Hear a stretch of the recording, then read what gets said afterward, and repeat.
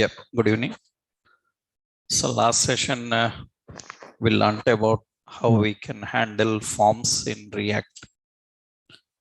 So we discussed about how we can reduce the effort in designing and handling forms when compared to traditional React forms. By using a third party, we can simplify that. Now today we will see how we can handle validations in a form using third party, how we can manage that. Yesterday we learned how to design form, right? So we designed form using a library called Formic. By using Formic, we designed a form. It was very simple in design, ready-made. It have some functions for handling the events. It was easy, right? So to work with it. Yesterday I explained this example, how to handle it. Now if we have to handle validations in a form, then how do we manage? We will see now. That means now we will see how we can handle the validations. So formic validations, how formic can handle validations. Without formic also validations we saw, and we saw that validations require a lot of event and data binding. Actually, let me give a clarity here, right? So what is validation? Validation is the process of verifying user input. Validation is the process of verifying user input. That means when user inputs any value, we have to verify whether the value is according to the requirement or not. That is actually validation. So why you need validation? Validation is required to ensure that contradictory contradictory and unauthorized data is not get stored into the database. That is the main aim actually. That means why you need validation? Validation is required to make sure that contradictory means you are expecting number, they are sending string. That means the data is not the same what type we are expecting. That is contradictory. Unauthorized means I said only 6, they are sending 10. That means it's not authorized for 10. So we have to verify that and we have to validate.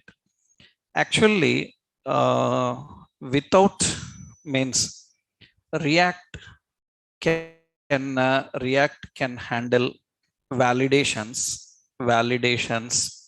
without help of third party, by using JavaScript functions. By using JavaScript functions, it can handle, but it is a lengthy process. By using JavaScript functions, React can handle validations without help of any third party. Can you tell me, so how JavaScript can verify whether input value is a number or not?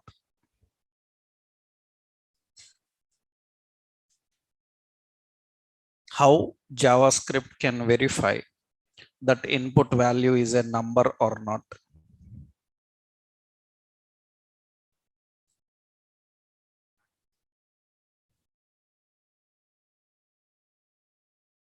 In JavaScript, if anybody entered a string instead of a number, how to check is it a number or not?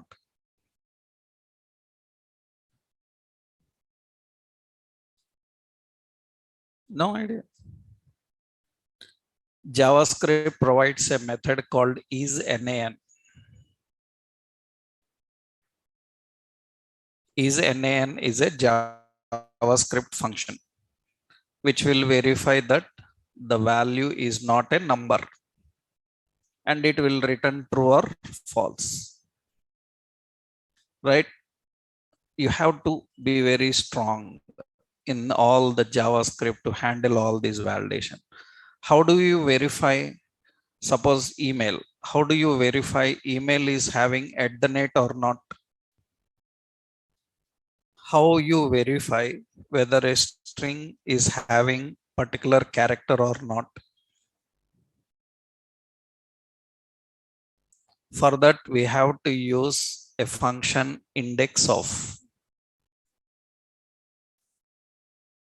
Right? Index of will return -1 if the character is not there in a string. Right? That means just only outline I am telling, like this lot of functions. How do you know what is the type of value stored in a variable? Is it a number stored? Is a string stored? You have a JavaScript operator called type of. You have to use all of these. And by using this, React can handle the validation. React can handle the validation. So you need to depend on a lot of such JavaScript functions, string functions, array functions, number functions, parsing techniques for handling validation. So Formic have several abilities actually. Level by level, I will tell you. Actually, Formic also, third party also, directly will not handle everything. There are so many techniques I will show you.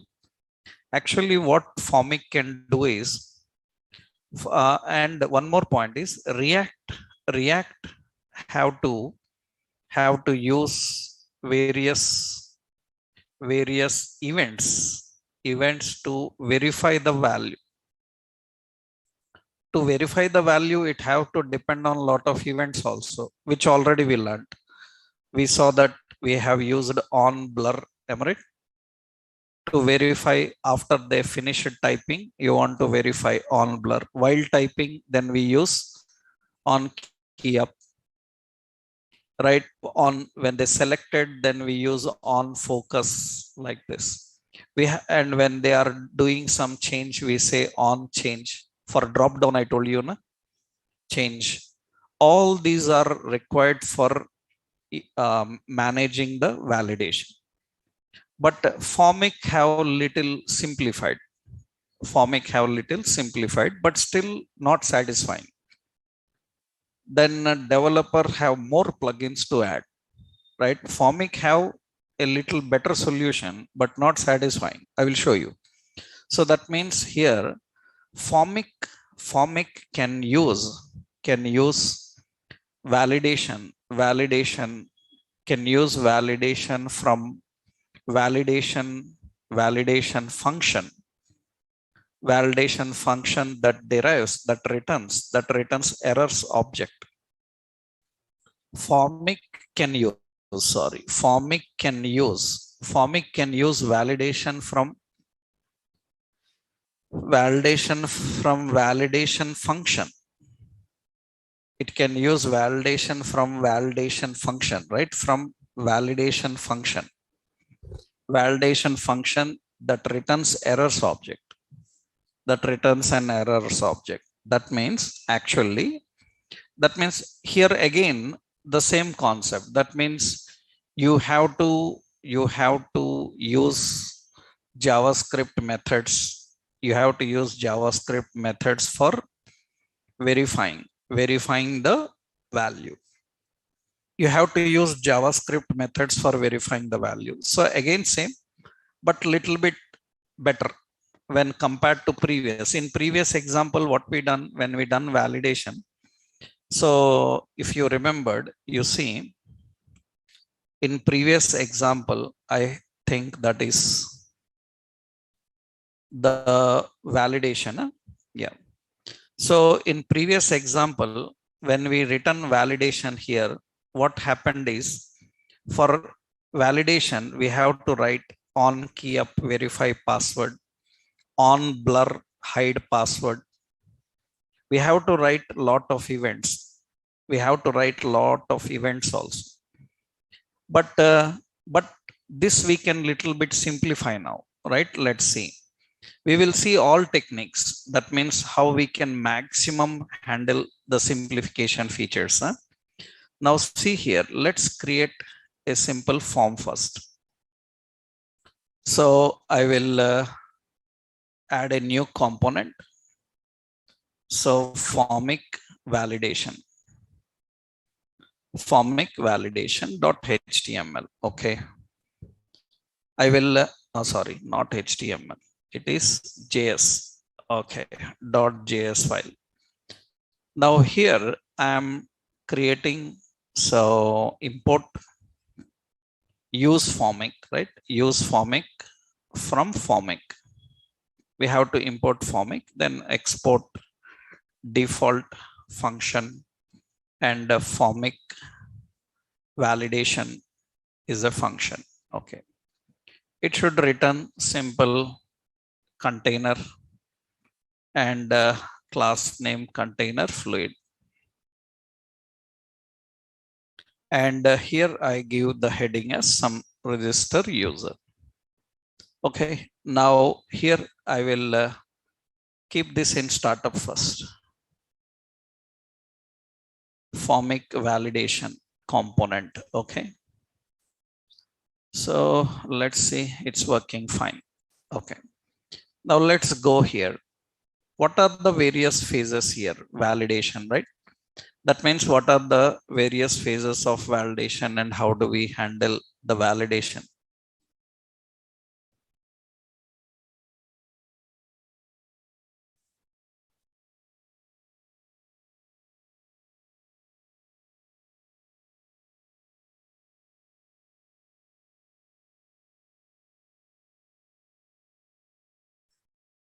Yep. So here we are dealing with the JavaScript methods. Then actually how to handle, I will tell you. What are the steps here?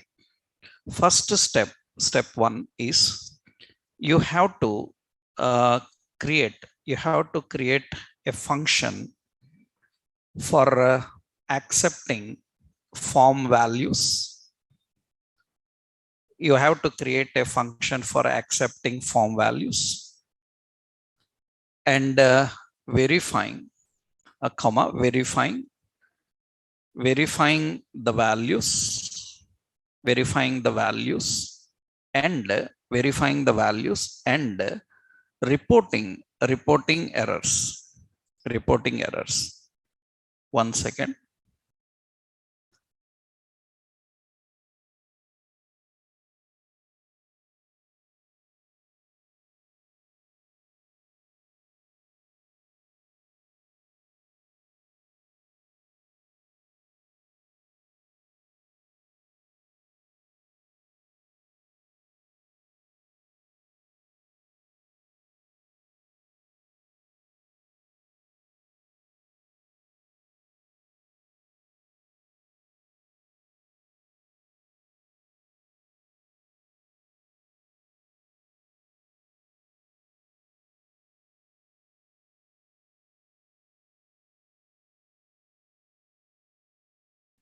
Zoom have some issues. Many people unable to log in.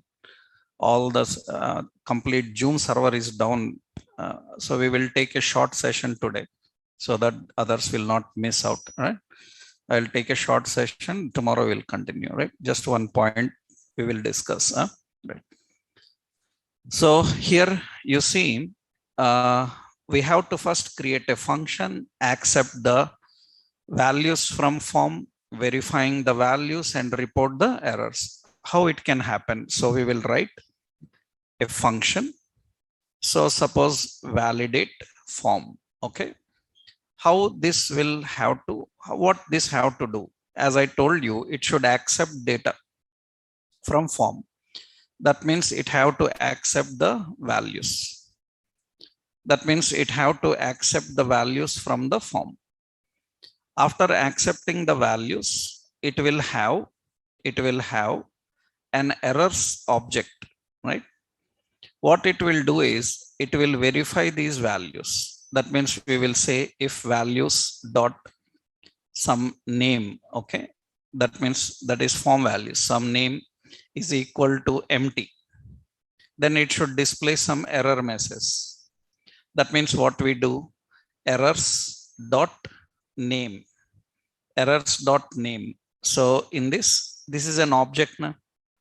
This is having name, and what should be the name? What message you want to display? We say some required like this. That means I'm just writing here one condition. Similarly, I have to define if values dot email, right, is empty. So is equal to empty. Then errors we have to define. Yeah, we have to define errors dot email. Email is equal to required. Like this, we need to define. After that, like that, all validations you mentioned. After that, that means whatever the errors are captured here, right? Whatever the errors are captured here, these errors are stored here. That means what it should do, it should return errors. It should return errors. Okay, it should return those errors and display. Right. So for online people, we will stop the session here, right? And we will continue in tomorrow's session. Okay.